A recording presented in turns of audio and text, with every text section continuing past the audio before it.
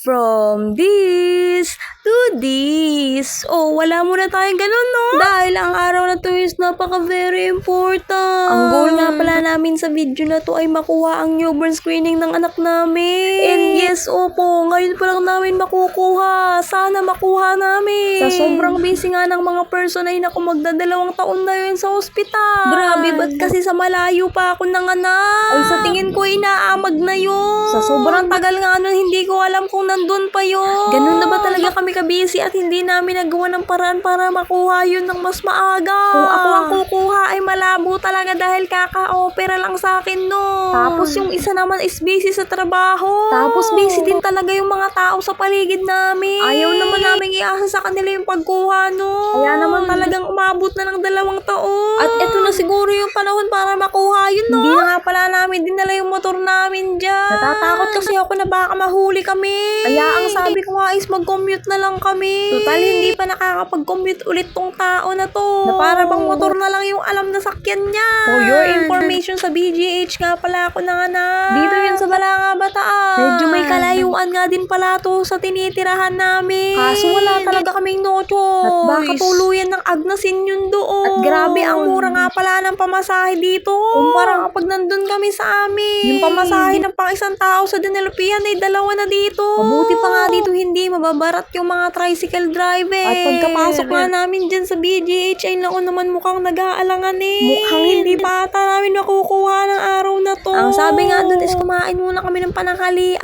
At bumalik na lang daw kami after lunch. Kaya eto na nga, kumain muna kami dito sa may kantin sa harap ng hospital. At minamadali din ako nung isa dyan dahil ang sabi niya dun na kami magpahinga dahil mainit dito. Medyo na-disappoint nga pala ako sa kantin na yan. Sana man nang ininit nila yung ulam. Tapos yung kanin is mukhang hindi pa bagong luto. Kaya ending hindi ko din naubos yung pagkain dyan, no? Kaya naman nagmadali na din kaming bumalik dito. Medyo matagal-tagal din kami naghintay niya.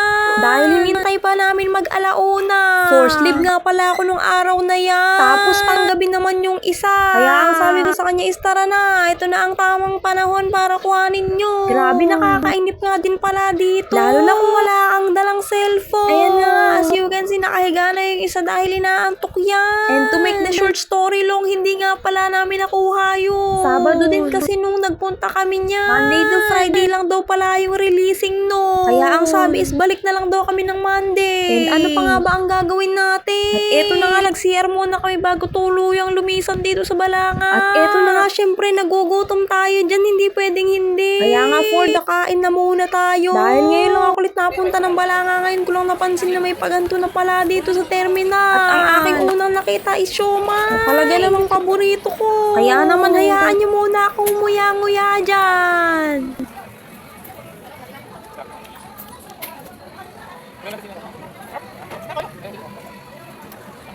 At kala ko nga din tapos na akong kumain. Akala ko kasi hati kami dun sa binili ko. Yun pala, sa akin lang pala yun. Kaya naman kailangan ko talagang ubusin to.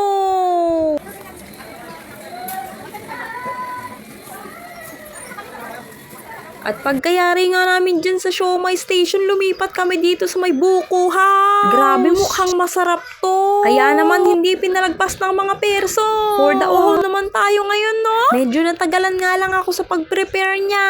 Pero grabe naman, worth it yung paghihintay. At eto na nga siya.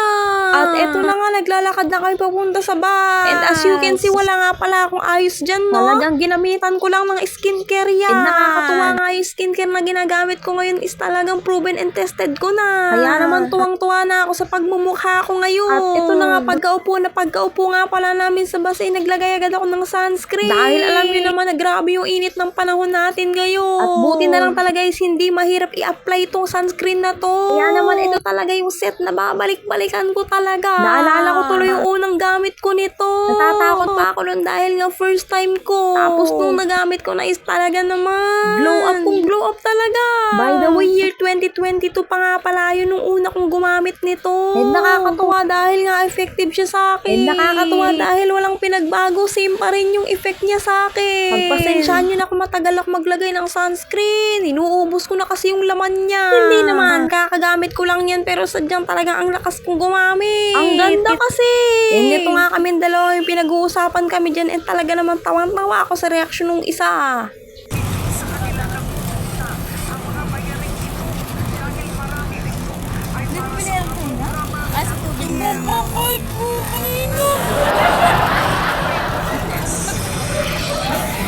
Na talaga namang legit yung gigil niya doon.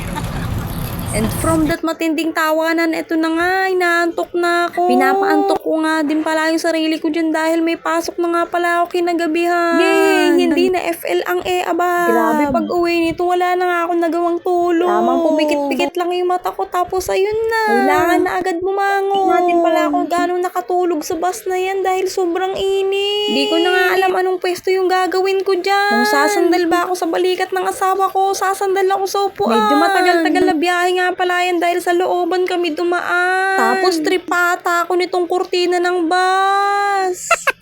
Anyways, ayun lang. Babush!